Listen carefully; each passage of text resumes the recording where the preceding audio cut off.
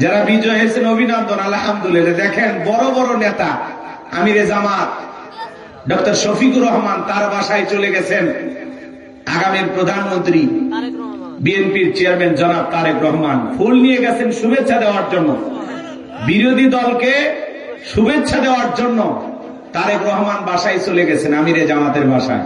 বড় নেতাদের ভিতরে কি সুন্দর সম্পর্ক, কি মহব্বত, কি ভালোবাসা। নতুন ইতিহাস বাংলাদেশে। কথা বলে টিকেরা যে এক বিজয়ী দল পরাজিত দলকে শুভেচ্ছা দেওয়ার জন্য তার বাসায় চলে গেছে বিরোধী দলের নেতা আমিরে জামাত ডক্টর শফিকুর রহমানকে বুকে জড়ায় নিলেন, সালাম মুসাফা বিনিময় হইল। জিজ্ঞাসা করতেছেন জনাব তারেক রহমান আমিরে জামাতকে, আপনার শরীর কেমন? আমিরে জামাত জবাব দিচ্ছেন আলহামদুলিল্লাহ। শুনেছি আপনার হাতে সমস্যা ছিল, এখন কেমন? বলে আলহামদুলিল্লাহ। কি সুন্দর বড় নেতাদের ভিতরে তারেক রহমান আর আমিরে জামাত কোলাকুলি করে। আর এলাকার কিছু ছোট ছোট নেতারা আছে এলাকায় মারামারি করে। আল্লাহ ওনাদের হেদায়েত দান করুন।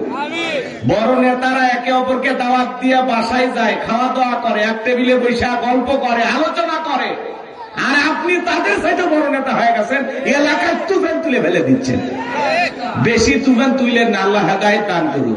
এজরে কোন আমি বড় নেতাদেরকে দেখে শিক্ষা নেন। কথা বলেন না কেন? রাগ করতেছেন আপনারা? বাংলাদেশের ইতিহাসে এই প্রথম কোন একটি বিজয়ী দল তার পরাজিত দলকে শুভেচ্ছা দেওয়ার জন্য তারা বাসায় গেছে। এটা বাংলাদেশের এক নতুন রাজনীতির সূচনা করলো। কথা বলেন ঠিক কিনা? এটি তোমরা দেখতে চাই। জয় পরাজয় থাকবেই, কি বলেন?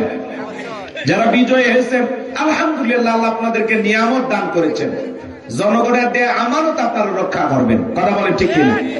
সম্মান দেওয়ার মালিককে, ক্ষমতা দেওয়ার মালিককে। রাগ করতেছেন আপনারা?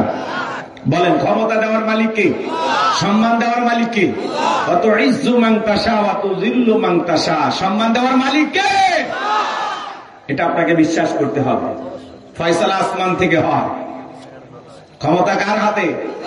তাবারাকাল্লাযী বিয়াদিহিল মুলকু ওয়া হুয়া আলা কুল্লি শাইইন কাদির।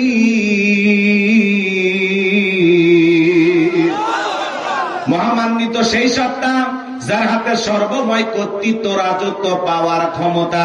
তিনি হলেন সব বিষয়ের উপরে ক্ষমতাবান, তিনি হলেন সর্বশক্তিবান। বলেন আল্লাহু আকবার। তাহলে